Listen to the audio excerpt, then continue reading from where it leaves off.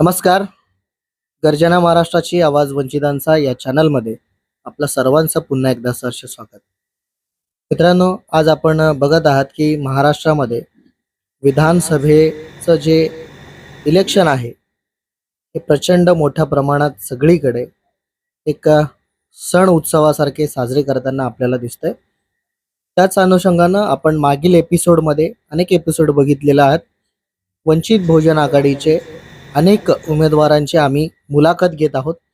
त्याच अनुषंगानं आज आपण 179 साईन कोळीवाडा विधानसभेमध्ये आहोत. या विधानसभेचे अधिकृत उमेदवार वंचित बहुजन आघाडीचे ॲडव्होकेट राजगुरू कदम आहेत आपल्या बरोबर. त्यांच्याशी आज आपण बोलणार आहोत.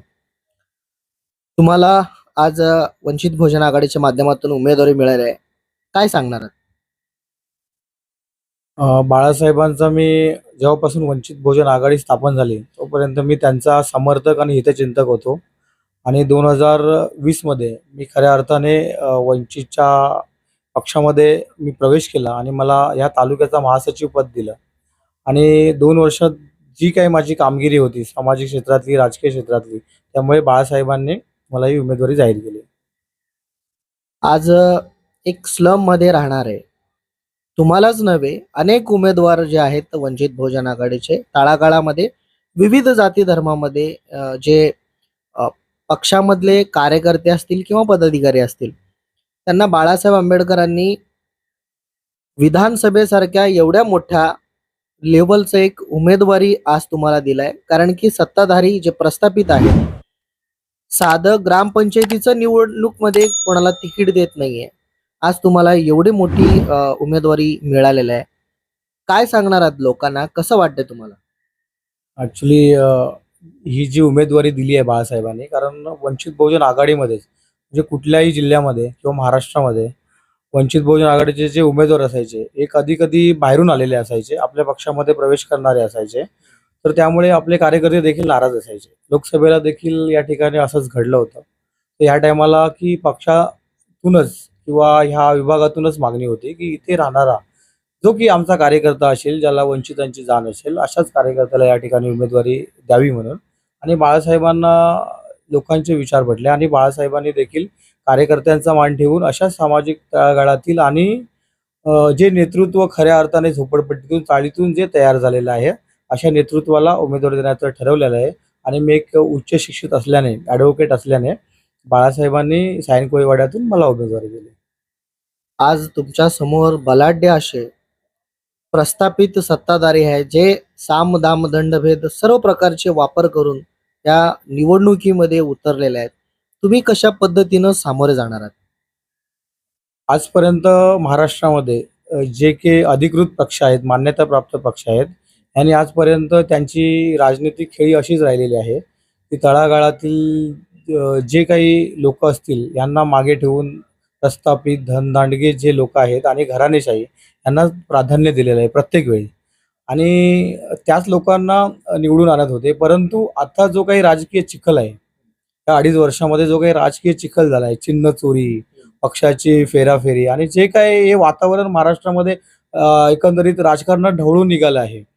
तर अशा परिस्थितीमध्ये आता नक्की मतदारांचा कौल कोणाच्या बाजूने असेल. आज बाळासाहेब आंबेडकरांनी पक्षाचं अधिकृतपणे जाहीरनामा जे आहे प्रसिद्धी केलेला आहे. त्या जाहीरनाम्यामध्ये अनेक मुद्दे आहेत, SC ST OBC आणि आता जो आरक्षणाचा मुद्दा आहे, क्रिमी लेअर असेल, आदिवासींचा प्रश्न, त्या सर्व गोष्टीवरती आज जास्तीत जास्त टक्केवारी असणारा जो समूह आहे, त्यांचे मुद्दे आज त्या याच्यामध्ये उचललेले आहेत बाळासाहेब आंबेडकरांनी. त्याकडे लोक कुठल्या दृष्टिकोनाने बघतील असं तुम्हाला वाटतंय? एक वकील म्हणून तुम्हाला काय वाटतं? हा जो जाहीरनामा बाळासाहेबांनी प्रसिद्ध केला, खरं म्हणजे मी त्या जाहीरनाम्याचे खूप खूप स्वागत करेन.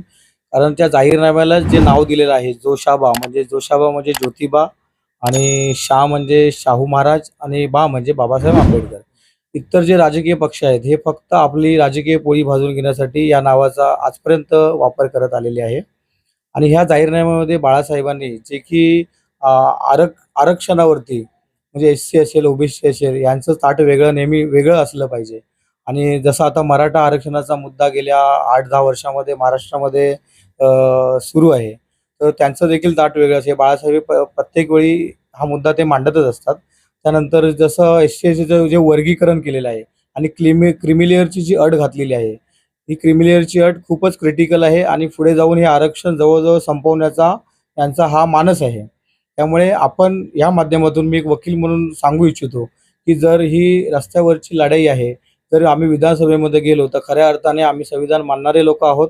त्यामुळे आमचा अभ्यास तर आहेच. आम्ही छत्रपती शिवाजी महाराज आणि बाबासाहेब आंबेडकरांच्याच प्रेरणेतून या ठिकाणी राजकीय आणि राजकारणाचा आम्ही प्रवास केलेला आहे. आम्ही खऱ्या अर्थाने विधानसभेमध्ये तो आवाज उठवू आणि जे काही आरक्षणाचा प्रश्न ही आग धगधगत महाराष्ट्रात ठेवलेली आहे, ती पूर्णपणे आम्ही शांत करण्याचा प्रयत्न करू. जोशाबा ज्योतिबा शाहू महाराज डॉक्टर बाबासाहेब आंबेडकर यांच्या नावाने जो बाळासाहेब आंबेडकरांनी जाहीरनामा काढलेला आहे. परंतु ह्या ज्या नावाकडे आज महाराष्ट्रामध्ये जे धर्मांध आहेत ते फुले शाहू आंबेडकरी चळवळीकडे एक वेगळ्या दृष्टिकोनाने बघतायत. त्याकडे तुम्ही कसं बघताय? ते लोक जे आहेत याकडे कशा पद्धतीनं बघतील या विधानसभेमध्ये असं तुम्हाला वाटतं? अ, याच्यापूर्वी जर बघितलात 5-6 वर्षापूर्वी किंवा 10 वर्ष आपण मागे गेलो, तर फुले शाहू आंबेडकर चळवळ किंवा संविधान याचं बरेचसे लोकं नाव देखील घेत नव्हते. परंतु ह्या लोकसभेच्या निवडणुकीमध्ये अगदी तळागाळात, मी कोकणातला आहे, तळ कोकणातला.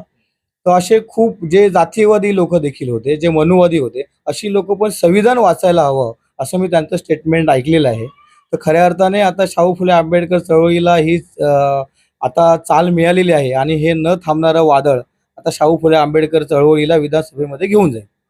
जसं तुम्ही मगाशी बोलताना म्हणालात की महापुरुषांचं नाव यांनी निवडणुकीपुरतं वापरतात. परंतु हेच बीजेपी जे आहे, सावरकरांचं नाव, सावरकरांसाठी राजकारण, सावरकरांचं उदत्तीकरण करतात. परंतु प्रत्येक निवडणुकीमध्ये सावरकरांचा फोटो किंवा नाव कुठेही दिसत नाही. फक्त शाहू फुले आंबेडकर छत्रपती शिवाजी महाराजांचं नाव आणि फोटो वापरतात. त्याकडे तुम्ही कसं बघता? मी मगाशीच म्हटलं तुम्हाला, की शाहू फुले आंबेडकर आणि छत्रपती शिवाजी महाराज यांचं नाव घेतल्याशिवाय कुठल्याही राजकीय पक्षाला निवडणूक जिंकताच येणार नाही. त्यामुळे निवडणूक जिंकल्यानंतर हे लोकं महापुरुषांना बाजूला ठेवतात आणि त्यांचा उदो-उदो करत असतात. त्यामुळे निवडणुकीच्या वेळी ते लोकं यांचंच नाव घेणार, महापुरुषांचंच नाव घेणार आणि त्यांच्या नावाने राजकारण करणार. म्हणजे याचाच अर्थ असा होतो की महापुरुषांना मानणारा वर्ग जो आहे तो प्रचंड मोठ्या प्रमाणात आहे. एवढं असताना देखील महाराष्ट्रात तरी किमान बहुजनांचं सत्ता काय येत नाहीये? जरी शाहू फुले आंबेडकर विचारधारेला जी लोकं जरी मानणारी असली, परंतु निवडणुकीच्या वेळी काही राजकीय पक्ष म्हणजे जवळ-जवळ जे सत्ताधारी आहेत, ह्या लोकांना भावनिक करून किंवा त्यांच्यामध्ये जातीयवाद पसरवून लोकांचं मन डायव्हर्ट करण्याचा प्रयत्न करतात आणि हे लोकं निवडणुका जिंकतात. परंतु आता ते शक्य नाही, कारण ते लोकांनी बघितलेलं आहे, की हे लोकं जे आपलंच घर फोडतायत. आता जसं तुम्ही राष्ट्रवादीचं बघितलं, राष्ट्रवादीची 2 चिन्ह झाली. त्यांचे सख्खे पुतणे त्यांना सोडून निघून गेले आहेत. शिवसेना चोरली, माझे वडील चोरले म्हणून त्यांचे शिवसेना प्रमुख आपल्याला नेहमीच बोलत असतात, की माझ्या वडिलांना ज्यांनी चोरलं म्हणून. त्यामुळे ते आता अशक्य आहे. आज बाळासाहेब आंबेडकरांवरती शस्त्रक्रिया झाल्या, गेल्याही वेळेला झालं होतं. एवढ्या एक दुःखाचा प्रसंग म्हणावा लागेल.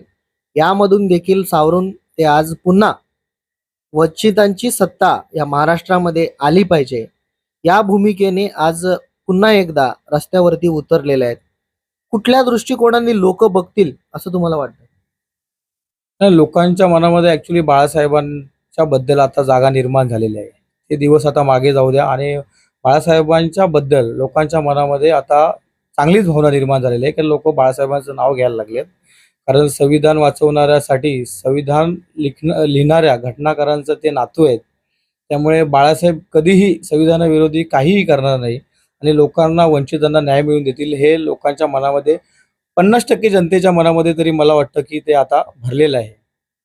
साईन कोळीवाडा विधानसभेमध्ये स्लम एरिया हा मोठ्या प्रमाणात आहे. तर या एरियामध्ये प्रचंड असे अनेक समस्या आहेत. त्या समस्या आमदार खासदार जे होऊन गेलेले आहेत त्यांनी अद्यापही केलेलं नाहीये. ते आत्ता देखील 6 महिने झाले विधानसभेला ते फिरले पण नाहीयेत. असं एकंदरीत आज अनेक संघटनेचं एक दावा आहे. तुम्ही काय भूमिका घेऊन जाणार आहात लोकांसमोर मतदान मागताना? झोपडपट्टीची समस्या ही दिवसेंदिवस सायन कोळीवाडा मतदारसंघात तर खूप प्रमाणात आहे. अजूनही सर्व मतदारसंघामध्ये ही समस्या निर्माण आहेच. पण आमच्या इथे मोठ्या प्रमाणात आहे झोपडपट्टी. जसं तुम्ही हा 173 बघाल, 180, 176 म्हणजे प्रत्येक वॉर्डमध्ये झोपडपट्ट्या दिवसेंदिवस वाढत चालल्या आहेत. आणि जे सत्ताधारी पक्ष आहेत त्यांना झोपडपट्ट्या या इथून हटवायच्या नाहीयेत. कारण झोपडपट्टीतलेच मतदार ह्यांना मतदान करतात आणि यांना निवडून देतात. त्यामुळे ह्यांना हे स्लम एरिया इथून हलवायचे नाहीयेत. यांना स्लम एरियामध्येच लोकांना ठेवायचं आहे. लोक उपेक्षित राहावीत आणि यांना निवडून देऊन यांची पोटं भरावीत यांची अशी अपेक्षा आहे. त्यामुळे आम्ही लोकांसमोर जाताना आम्ही पहिला मुद्दा तोच घेणार आहोत की झोपडपट्टी जे म्हणजे SRA स्कीम असू दे किंवा म्हाडाच्या अंतर्गत असू दे किंवा प्रायव्हेट बिल्डरच्या अंतर्गत असू दे. तसं आता ही पंचशील नगर 1, 2, 3 ची जी झोपडपट्टी आहे तिथे तानसा पाईपलाईन गेलेली आहे. हे BMCच्या अंतर्गत येते. इथे बऱ्याचशा नोटिसा येऊन गेलेल्या आहेत. पण याचं देखील अद्यापही या ठिकाणी कोणताही विकास आजपर्यंत झालेला नाही. विकासाच्या भूलथापा हे लोक नेहमीच मारत असतात आणि लोकांनी याच्यातून पुढे जाऊ नये आणि त्यांचा विकास होऊ नये अशी त्यांची इच्छा असेल असं मला वाटतं. 2024च्या विधानसभेचे निवडणुकीमध्ये महाराष्ट्रामध्ये बऱ्यापैकी वंचित बहुजन आघाडीला यश मिळेल असं वाटतं. नक्कीच बऱ्यापैकी यश म्हणजे भरघोस यश मिळेल असं मला वाटतं. तुमच्या साईन कोळीवाडा विधानसभेमधले जे मतदार आहेत त्यांना तुम्ही दोन कुठल्या विषयावरती प्रामुख्याने काम करणार आहात जे त्यांना सध्याची गरज आहे? सायन कोळीवाडा विधानसभेमध्ये ॲक्च्युअल लोकांची जी गरज आहे ही लोकांना मिळणाऱ्या मूलभूत गरजा, महागडं शिक्षण आणि आरोग्य हे मुद्दे आम्ही घेऊन जाणार आहोत. आणि आमचा दुसरा मुद्दा असेल झोपडपट्टीचा. कारण झोपडपट्टी अशा प्रमाणात वाढली आहे आणि दिवसागणिक झोपडपट्ट्यांचं प्रमाण वाढत जातं. कारण कसं जे नवीन नवीन GR काढले जातात जसं 95चा GR निघाला, 2000चा निघाला, 2007चा, 2010चा अशा अनेक GR आल्यामुळे झोपडपट्ट्यांची संख्या अनेकदा वाढवली जाते किंवा फुगवली जाते. त्यामुळे आम्ही हे दोन मुद्दे नक्कीच घेऊन जाऊ आणि हे लोकांच्या मनाला लागणारे मुद्दे आहेत. कारण आरोग्य सेवा हवी आणि महागडं शिक्षण याच्यामुळे लोक वंचित आहेत या ठिकाणी. आणि घर हे खूप महत्त्वाचं असतं आणि घर असेल तरच आपण आपली प्रगती करू शकतो. नक्कीच. अगदी शेवटचा प्रश्न, मतदारांना तुमच्या विधानसभेमध्ये जे मतदार आहेत त्यांना काय आवाहन करणार आहात? 179 सायन कोळीवाडा विधानसभा मतदारसंघातील माझ्या बंधू भगिनी युवक युवतींना माझा मैत्रीपूर्व नमस्कार. मी ॲडव्होकेट राजगुरू बाळकृष्ण कदम, वंचित बहुजन आघाडीचे राष्ट्रीय अध्यक्ष आदरणीय बाळासाहेब आंबेडकरांनी मला सायन कोळीवाडा सभेतून विधानसभेची अधिकृत उमेदवारी घोषित केलेली आहे. तर मी सर्व बंधू भगिनी युवकांना या ठिकाणी आवाहन करू इच्छितो की मी देखील तुमच्यासारखा चाळीतील राहणारा एक नेतृत्व या ठिकाणी बाळासाहेबांनी मला या ठिकाणी उमेदवारी जाहीर केली. तरी या ठिकाणी विभागातील जे प्रश्न आहेत ते प्रश्न खऱ्या अर्थाने मी मार्गी लावीन. आरक्षणाचा धगधगचा प्रश्न महाराष्ट्रातला आहे त्याच्यावरती आम्ही विधानसभेमध्ये आवाज उठवू. तुम्ही पुन्हा एकदा सर्व मतदार बंधू भगिनींना आवाहन करू इच्छितो की तुम्ही येत्या 20 तारखेला गॅस सिलेंडर निशाणी समोरील 6 नंबर क्रमांकाचं बटन दाबून मला भरघोस मतांनी विजयी कराल आणि तुम्ही दाखवून द्याल की तळागाळातील माणूस देखील जो आर्थिक परिस्थितीने खरोखर कमकुवत आहे परंतु शिक्षणाने उच्च शिक्षित आहे अशाला आम्ही निवडून दिलं आणि तो निवडून देखील आला असं मी तुमच्या विश्वासावरती या ठिकाणी सांगू इच्छितो आणि पुन्हा एकदा आवाहन करतो. या ठिकाणी थांबतो. नमस्कार. खूप खूप धन्यवाद. तुम्ही तुमच्या प्रखरपणे या ठिकाणी जे आहेत मत मांडलेलं आहेत. हे होते साईन कोळीवाडा विधानसभेचे अधिकृत वंचित बहुजन आघाडीचे उमेदवार ॲडव्होकेट राजगुरू कदम यांनी अनेक विषयांवरती या ठिकाणी झोपडपट्टी असेल, आरोग्य असेल, शिक्षण असेल आणि त्याचबरोबर वंचित बहुजन आघाडीने जाहीर केलेले जे समतापत्र आहे ते समतापत्र प्रमाणे काम करणार आहेत. त्यांनी आपल्यासमोर मताची देखील कशा पद्धतीनं मागणी केलेली आहे. अगदी ज्या वेळेला हे जे शूट आहे हे त्यांची जे मुलाखत आहे ते आम्ही त्यांच्या घरी घेत आहोत. अगदी तुम्ही बघत असाल की ते एका झोपडपट्टीमध्ये राहणारे अगदी सर्वसामान्य कुटुंबातले उच्च शिक्षण घेऊन ते ॲडव्होकेट झालेले आहेत. अशा व्यक्तींना मला वाटतं महाराष्ट्रामध्ये आजपर्यंत कुठलेही पक्ष अशा सर्वसामान्य व्यक्तीला उमेदवारी एवढ्या मोठ्या विधानसभेची उमेदवारी दिलं असं मला कधी बघितलं नाहीये. असो, तुमच्या राजकीय वाटचालीसाठी आणि येणाऱ्या निवडणुकीसाठी आपल्या चॅनलतर्फे मनापासून खूप खूप शुभेच्छा आणि तुम्ही आम्हाला वेळ दिलात त्याबद्दल तुमचे आभारी मानतो. मित्रांनो, हा व्हिडिओ अधिकाधिक लाईक आणि शेअर करायला अजिबात विसरू नका. तुमची प्रतिक्रिया, तुमचे मत जे आहे कॉमेंट बॉक्समध्ये तुम्ही नक्कीच त्याच्यामध्ये मांडा. असेच नवनवीन व्हिडिओ घेऊन आम्ही तुमच्या समोर येऊ आणि वंचित बहुजन आघाडीचे 20 तारखेपर्यंत होईल तेवढे उमेदवारांची जे मुलाखत आहे आम्ही तुमच्या समोर सादर करू. इथेच थांबतो. कॅमेरामॅन सचिन पुटगेसह मी विशाल टोणगे. धन्यवाद.